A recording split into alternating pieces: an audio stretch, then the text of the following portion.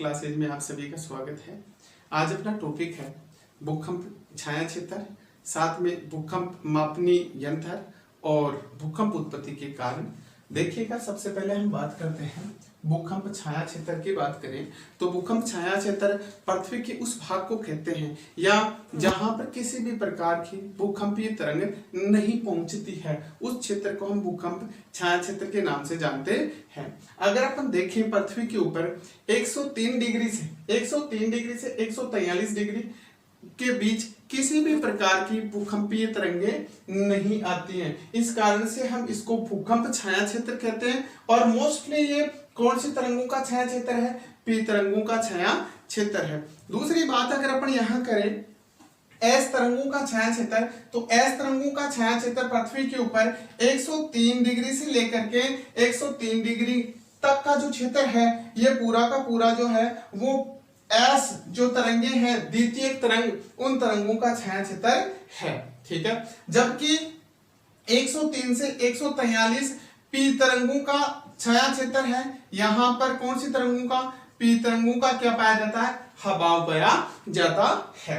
अगर इसकी अपने एक छोटी सी और बात करें तो देखिएगा, ये एल तरंगे हैं जो धरातल के सहारे चल रही हैं, जबकि जो प्राथमिक और द्वितीयक तरंगे जो हैं वो देखिए ये प्राथमिक तरंग चल रही है और नेक्स्ट ये डॉट वाली जो तरंगे हैं वो आपकी द्वितीयक तरंगे हैं। ये तरंग द्वितीयक तरंग देखिएगा, भारी क्रोड जो अंतरतम क्रोड है, ये भारी क्रोड है। भारी क्रोड की जो सीमा है जहां से प्रारंभ होता है 2900 किलोमीटर से, यहां से टकरा करके आपतित हो जाती है, साइड में विचलित होकर के गुजर जाती है, इधर नहीं प्रवेश करती है। क्यों?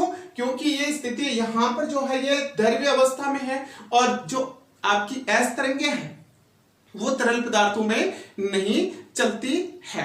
ठीक है, तो इस प्रकार से आपकी जो प्राथमिक तरंगे हैं वो प्राथमिक तरंगे भी इस इतने क्षेत्र में 103 से लेकर के 143 डिग्री के का जो बीच का क्षेत्र है, इस क्षेत्र में प्राथमिक तरंगे भी नहीं चलती है। इस आधार पर हम ये कह सकते हैं ये प्राथमिक तरंगों का छाया क्षेत्र है, जबकि ये जो पूरा का पूरा क्षेत्र है वो किन तरंगों का? एस तरंगों का छाया क्षेत्र है।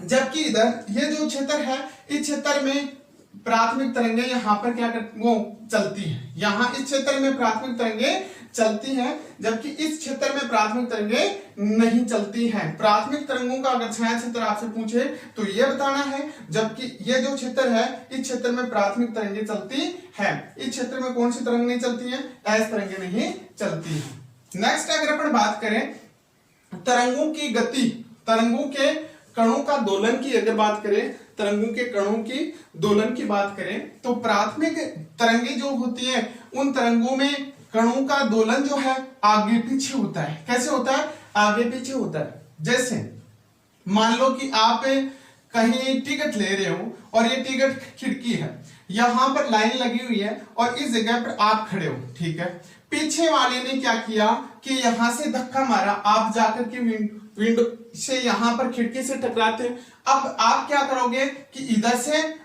पीछे क्या मारोगे? धक्का मारोगे। इस प्रकार से ऐसे ये किरणें जो तरंगे जो हैं चलती है, इनमें कणों का दोलन जो है वो आगे पीछे होता है। जबकि एस तरंगे जो होती हैं उन एस तरंगों में कणों का दोलन जो है वो कैसा होता है?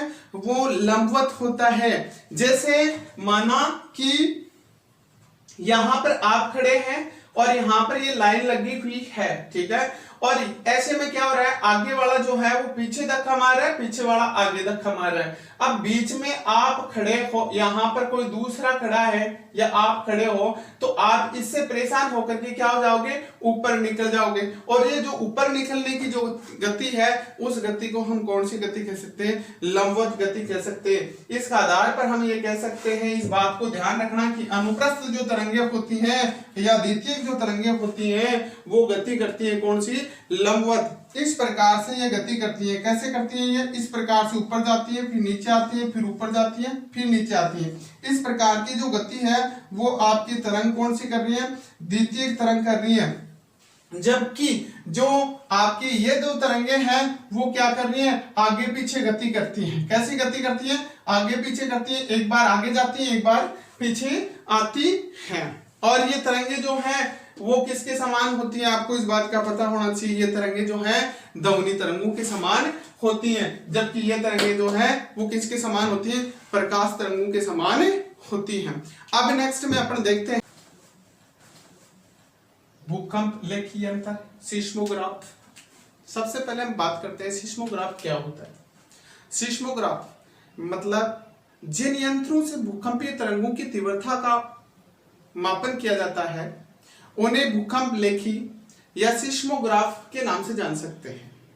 सिस्मोग्राफ की सहायता से हम भूकंप की गति को नाप सकते हैं, भूकंप प्रभावित क्षेत्र के बारे में पता कर सकते हैं और भूकंप की श्रेणी का पता कर सकते हैं। अब देखिएगा भूकंप लेखी यंत्र जो है वो 3 है, एक है रिएक्टर स्केल, मर्केली और रोसीफेरेट। सबसे पहले अगर अपन बात करते हैं तो वो है रिएक्टर स्केल, ठीक है। इस स्केल के माध्यम से प्रमुख रूप से आपको याद रखना है भूकंप का परिमाण ज्ञात किया जाता है। इस स्केल से भूकंप की तीव्रता का मापन किया जाता है। इस स्केल की खोज 1935 ईस्वी में में अमेरिकी वैज्ञानिक चार्ल्स फ्रांसिस रिएक्टर ने की थी, ठीक है। ये स्केल जो है भूकंप उत्पत्ति जो स्थान है जिसको आप बोलते हैं क्या, भूकंप मूल या हाइपोसेंटर, इस हाइपोसेंटर से जो उत्पन्न होने वाली जो ऊर्जा है उस ऊर्जा के बारे में अपने को बताता है, उस ऊर्जा का माप करता है।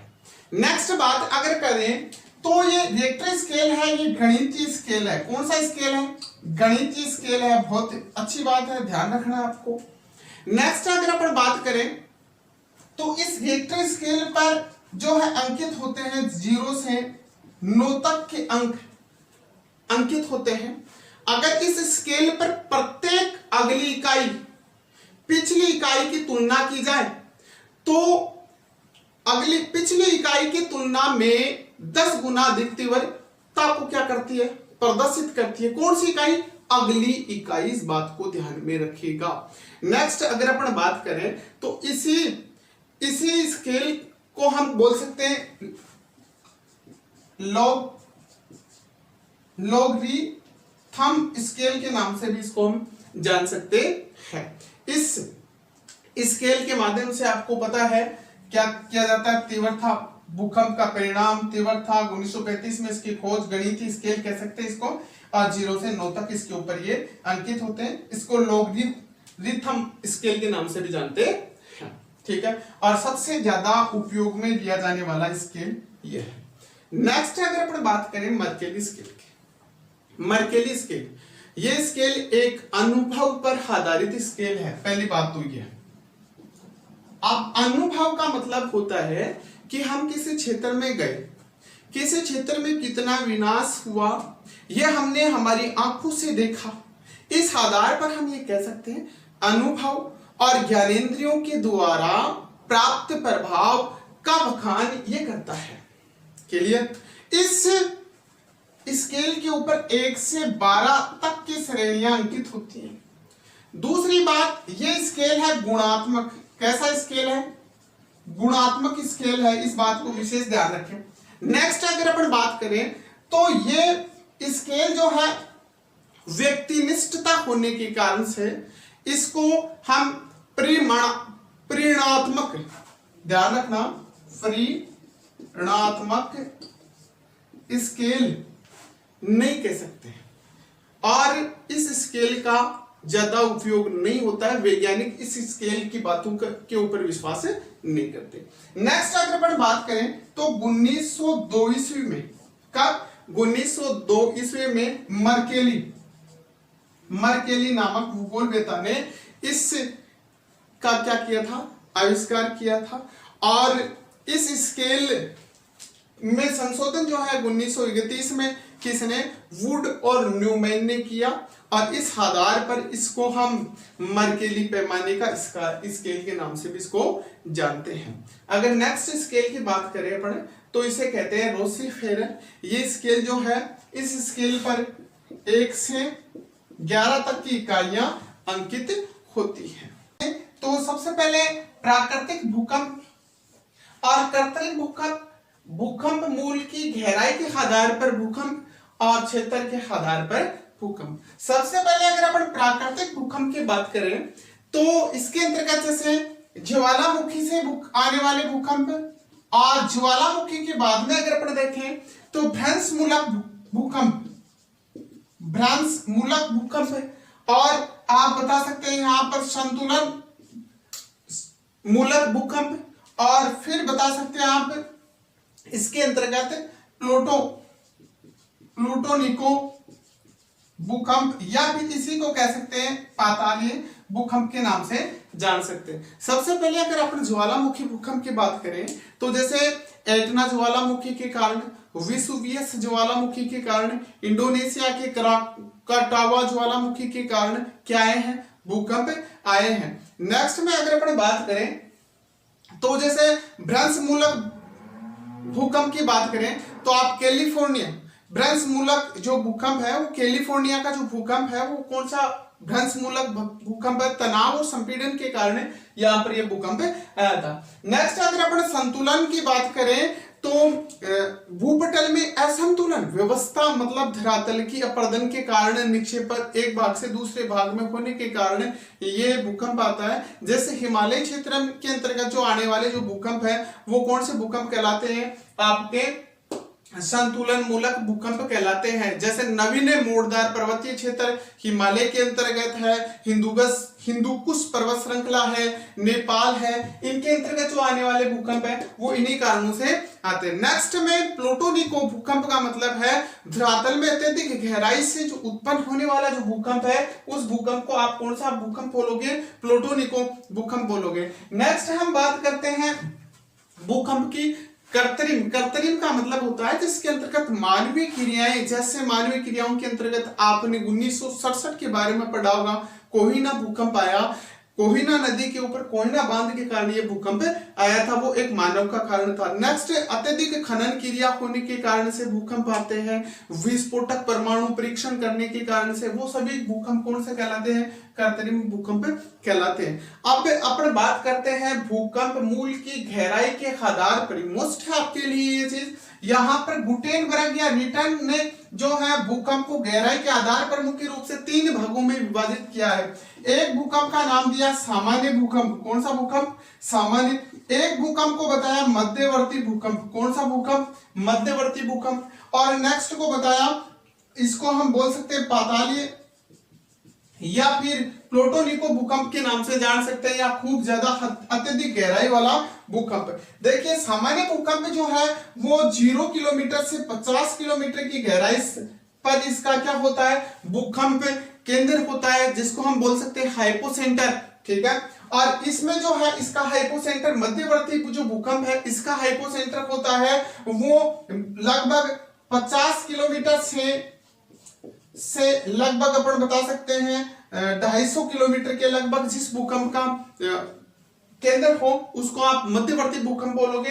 नेक्स्ट में पाताली जो भूकंप है ये लगभग 250 किलोमीटर से 700 किलोमीटर या 720 किलोमीटर की गहराई के हजार तक इसका क्या होता है, भूकंप उद्गम केंद्र या फिर हाइपोसेंटर होता है। ये किसने बताया, ये गुटेनबर्ग और रिटर के अनुसार आप से पूछा जा सकता है कि भूकंप कितने प्रकार के, तो 3 प्रकार के भूकंप हैं, तीनों की गहराई मैंने आपको बता दी। नेक्स्ट में अगर अपन बात करें तो मुख्य रूप से अत्यधिक गहरे जो भूकंप है वो लगभग 250 से 700 किलोमीटर की गहराई से आते हैं।